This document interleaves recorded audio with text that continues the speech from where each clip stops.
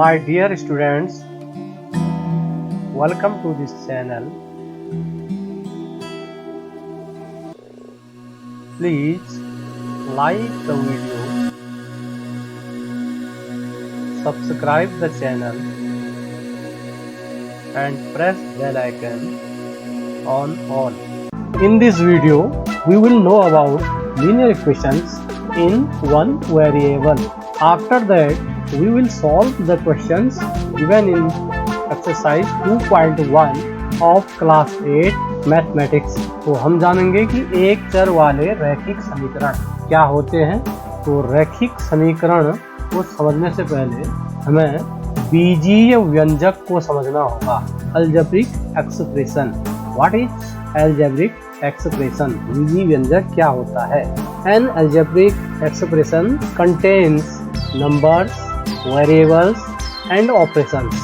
तो जो बीजीय व्यंजक होता है उसमें क्या क्या चीजें होती हैं? नंबर्स होंगे और कुछ चर होंगे, एक या एक से अधिक, और कुछ मैथमेटिकल ऑपरेशंस होंगे अर्थात गणितीय संक्रियाएं होंगी। वे गणितीय संक्रियाएं हो सकती हैं addition, subtraction, multiplication, division and power अर्थात घातांक, एक्सपोनेंट। नंबर्स यानी संख्याएं, इनसे आप लोग परिचित हैं। तो वेरिएबल यहाँ पर देखना है। वेरिएबल यानी हिंदी में इसको बोलते हैं चर राशियां। चर राशियां वे राशियां होती हैं जिनका मान नियत नहीं होता है, यानी इनका मान बदलते रहता है। दरअसल चर राशियों को किसी अज्ञात राशि का मान ज्ञात करने के लिए माना जाता है। तो इस प्रकार ए से लेकर जेड तक जितने भी आपके लेटर्स हैं इनको आप चर मान सकते हैं, इनको हम चर कहते हैं क्योंकि इनका मान नियत नहीं होता है। तो बीजगणित में हम ए से जेड तक की राशियों को चर राशियां कहते हैं और इसमें ज्यादातर एक्स, वाई और जेड इनका प्रयोग किया जाता है।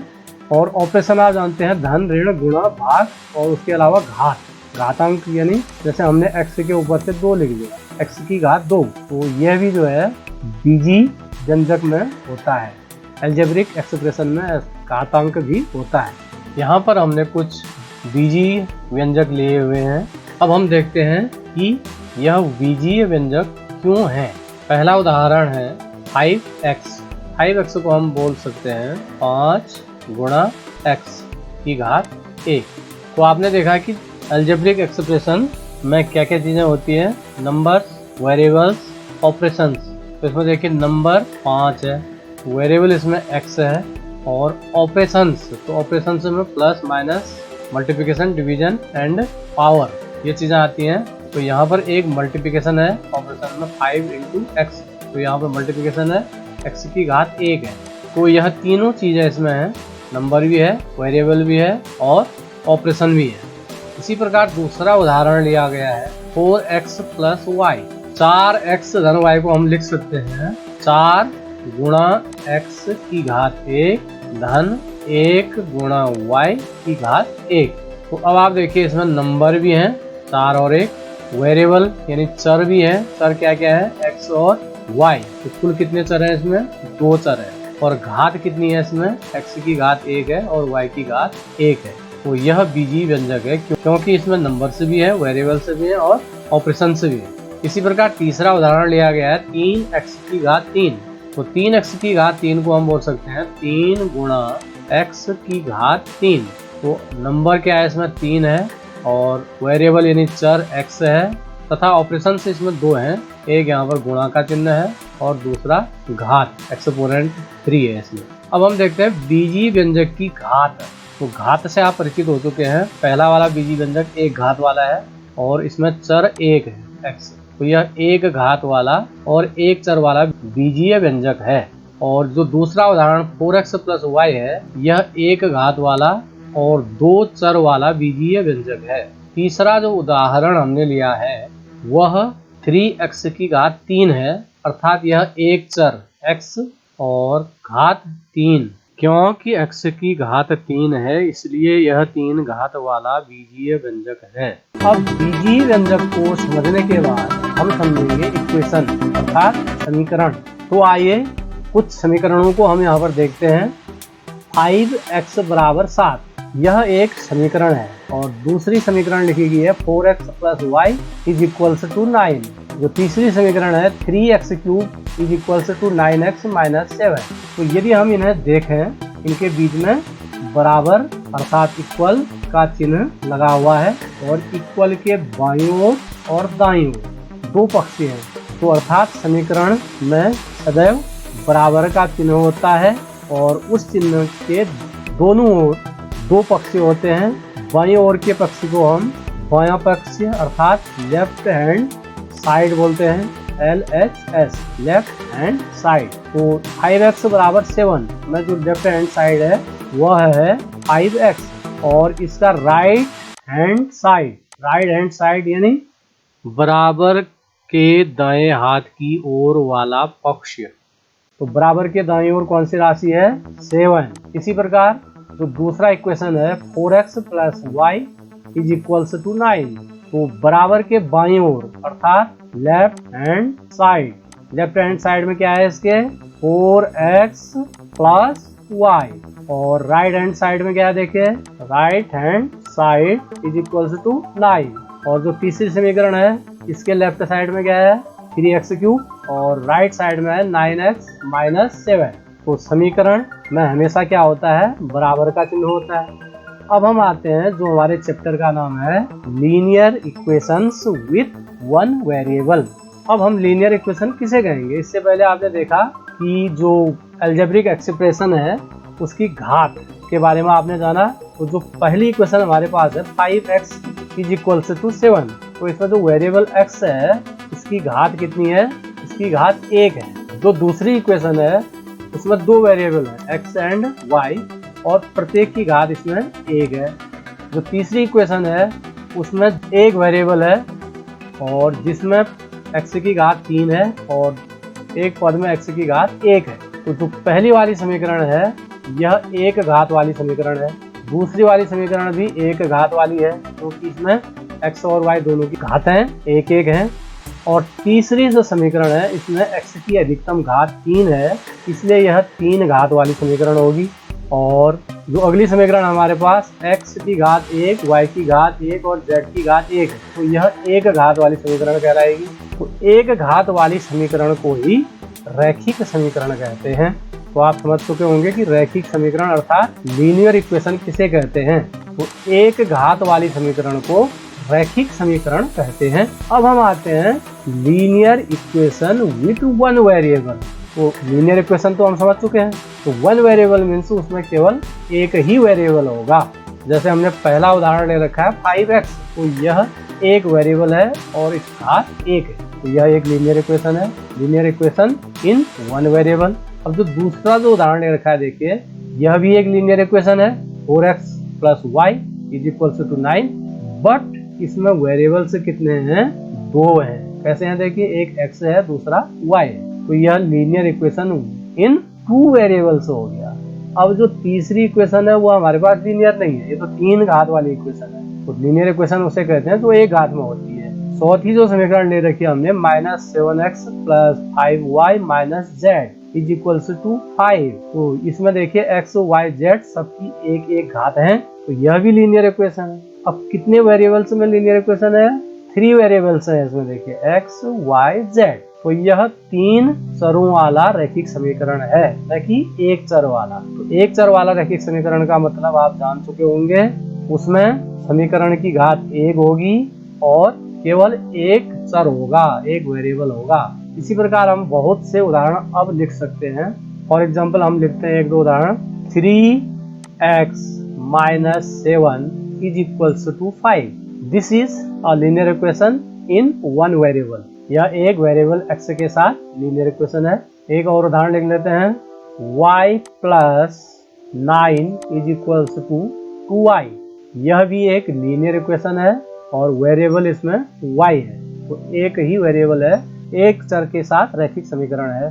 5t = 15।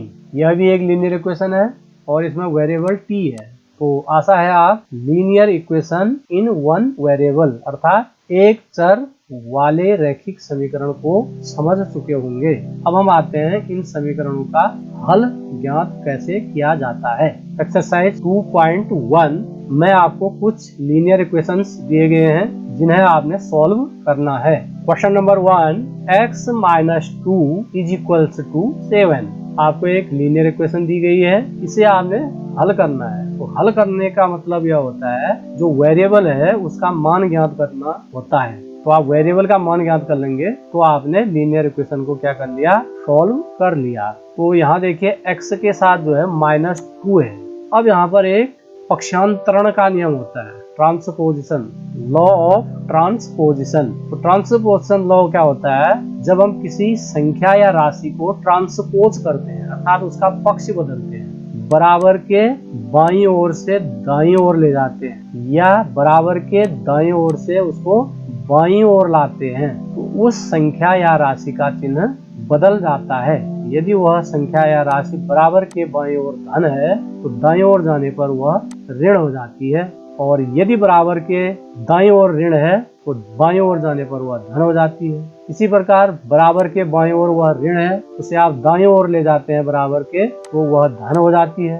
तो अर्थात किसी संख्या या राशि का पक्ष बदलने पर उस संख्या राशि का चिन्ह बदल जाता है। यही पक्षांतरण का नियम है। तो इसमें हम क्या करेंगे, जो -2 है उसको हम बराबर के बाईं ओर से बराबर के दाईं ओर ले जाएंगे। Transposing -2 to right hand side. तो बराबर के बाईं ओर क्या रहेगा, x बराबर के दाईं ओर क्या है 7। अब ऋण 2 को आप बराबर के बाईं ओर से दाईं ओर ले जा रहे हैं, ट्रांसपोज कर रहे हैं। तो ट्रांसपोज का जो नियम है वो यह कहता है कि इसका हम चिन्ह बदल देंगे। तो -2 इस साइड जाएगा तो +2 बन जाएगा। अब हमारे पास बच गया है x बराबर 7 + 2। 7 में 2 आप ऐड करेंगे तो यह आ जाएगा 9। This is answer. Question number 2, y + 3 is equals to 10। तो इसी प्रकार इसमें भी हम क्या करेंगे, y के साथ +3 जो है इसे हम ट्रांसपोज करेंगे कहाँ, राइट हैंड साइड में। बाईं ओर से दाईं ओर ले जाएंगे तो दाईं ओर जाने पर +3 -3 हो जाएगा पक्षांतरण के नियम से। तो y इज इक्वल्स टू 10। अब हम क्या कर रहे हैं, +3 को ट्रांसपोज कर रहे हैं, transposing +3 to right hand side.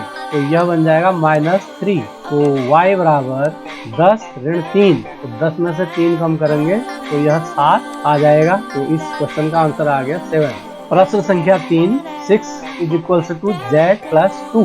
तो सर्वप्रथम हम क्या करते हैं, जो अज्ञात राशि है उसको बाईं ओर रख लेते हैं। तो इसमें बाएं पक्ष को दाईं ओर और दाएं पक्ष को बाईं ओर लिख लेते हैं। 6 बराबर z-2 को हम z-2 बराबर 6 कह सकते हैं।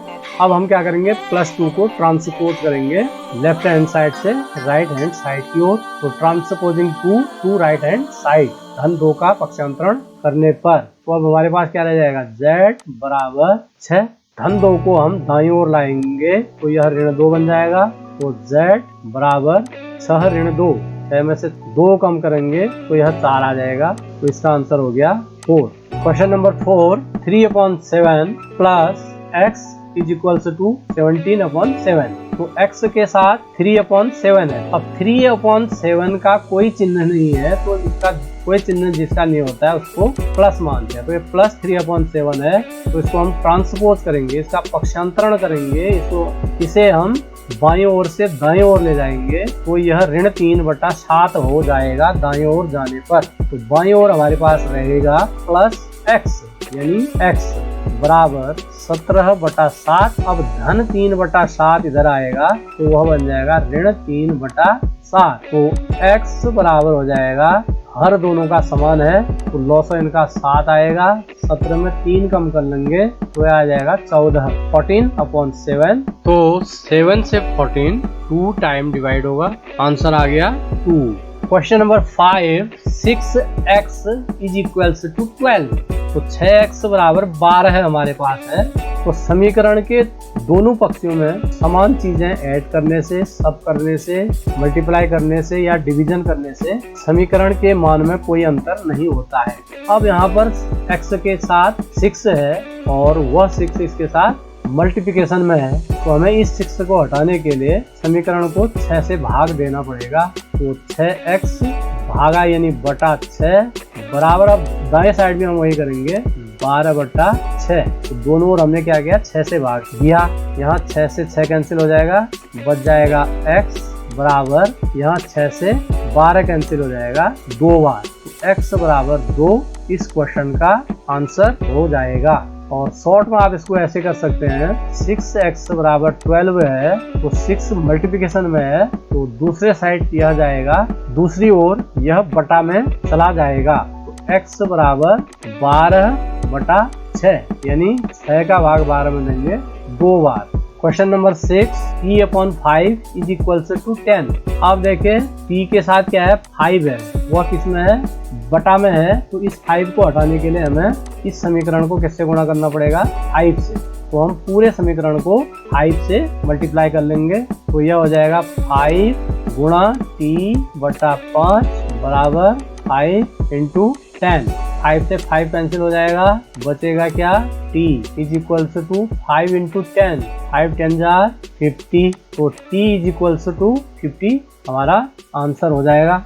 Question number 7, 2x/3 is equal to 18। सर्वप्रथम हम इस 3 को हटाते हैं, तो यह बटा में है, तो समीकरण को हम 3 से गुणा कर लेंगे, 3 गुणा 2x/3 बराबर 3 गुणा, यहाँ पर 18 है तो 18 को भी किससे गुणा करना होगा, 3 से।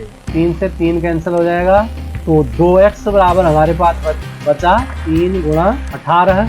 अब हमने x के साथ जो 2 है गुणा में, इसे हटाना है, तो गुणा में अगर है तो यह भाग दे के हटेगा, तो यदि हम कोई भी संक्रिया करते हैं तो समीकरण के दोनों ओर उसे करना है, तो हम दोनों ओर 2 का भाग देंगे, तो यह हो जाएगा 2x/2 बराबर 3 गुणा 18/2। तो बाईं ओर 2 से 2 कैंसिल हो जाएगा, दाईं ओर 2 से 18 9 टाइम कैंसिल होगा, 2 का भाग 18 में 9 बार जाएगा, तो बच जाएगा हमारे पास बाईं ओर x बराबर 3 गुणा 9, 9 27। तो इस प्रश्न का आंसर x बराबर 27 होगा। Question number 8, 1.6 is equals to y/1.5। पहले हम बाएं को दाएं ओर, दाएं पक्ष को बाएं ओर लिख लेते हैं, क्योंकि वेरिएबल दाएं ओर लिखा गया है तो इसको हम बाएं ओर लिख लेते हैं। y/1.5 is equals to 1.6। अब y के साथ 1.5 है, वह बटा में है, भागा में है, तो भागा वाले को हटाने के लिए हमें गुणा करना होगा। किससे गुणा करेंगे, 1.5 से, और लेकिन हम केवल y को गुणा नहीं करेंगे, समीकरण के दोनों ओर गुणा करेंगे, तो यह हो जाएगा 1.5 गुणा y बटा 1.5 बराबर 1.6 दाईं ओर है, देखिए इसको भी हमने गुणा करना है किससे, 1.5 से, तो यहाँ देखिए 1.5 से 1.5 कैंसिल हो जाएगा, बचेगा y बराबर 16 और 15 को गुणा कर लीजिएगा, वो आएगा 240 और 0.2 स्थान लगा लेंगे, क्योंकि एक स्थान दशमलव के बाद यहाँ है और एक स्थान यहाँ है, तो यह आ जाएगा 2.40, या इसी को हम बोल सकते हैं 2.4। This is answer. Question number 9, 7x minus 9 is equals to 16। Transposing -9 to right hand side, ऋण 9 को दाईं ओर पक्षांतर करने पर, तो अब देखिए बराबर के बाईं ओर क्या रहेगा, 7x बराबर 16। अब यह जो ऋण 9 है यह दाईं ओर आएगा, क्या बन जाएगा, धन 9। तो अब हमारे पास बचा 7x बराबर 16 में 9 जोड़ेंगे तो यह आ जाएगा 25।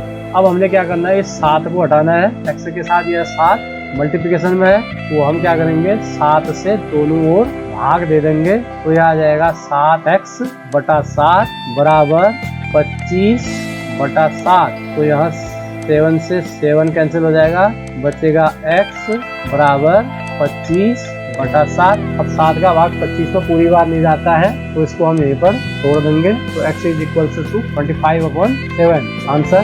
प्रश्न संख्या 10, 14 y ऋण 8 बराबर 13।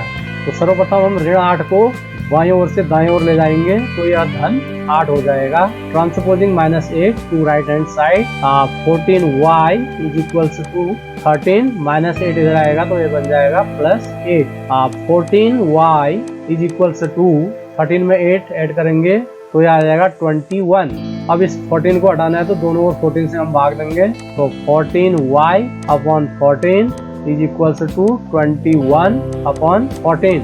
तो 14 से 14 कैंसिल हो जाएगा, बचेगा y इज इक्वल टू, अब देखिए 21 और 14 दोनों 7 से कैंसिल होंगे, 7 के पहाड़े में 21 3 टाइम आएगा और 14 2 टाइम, तो यह बच जाएगा 3/2। Question number 11, 17 plus 6p is equals to 9। तो यह भी एक लीनियर इक्वेशन है और वेरिएबल इसमें p है। तो इसमें आपने p का मान ज्ञात करना है। तो सर्वप्रथम हम 17 को दाईं ओर ले जाएंगे। तो बाईं ओर यह प्लस 17 माना जाएगा क्योंकि 17 का कोई चिन्ह नहीं है। तो अब हमारे पास बचेगा प्लस 6p अर्थात 6p बराबर 9। अब धन 17 इधर आएगा तो ये बन जाएगा ऋण 17। तो 6p is equals to 9 minus 17। कम में से ज्यादा अगर घटाना है तो ऋण में आएगा और 17 में 9 कम करेंगे 8। तो 9 माइनस 17 का मान -8 होगा। अब 6 को हटाने के लिए आप क्या करेंगे, दोनों ओर 6 से डिवाइड कर लेंगे।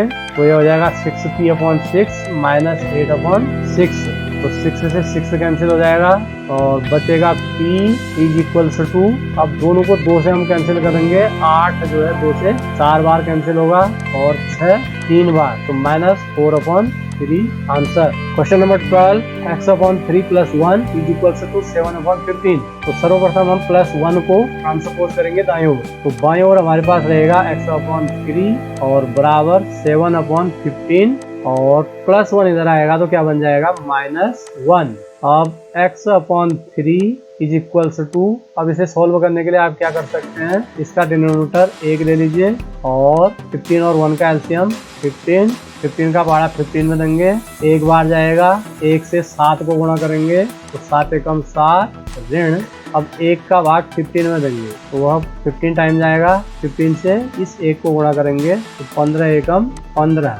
x बटा 3 बराबर 7 ऋण 15। यदि 15 ऋण 7 होता तो इसका मान कितना आता, 8 आता। तो 7 ऋण 15 है तो इसका मान ऋण 8 आएगा।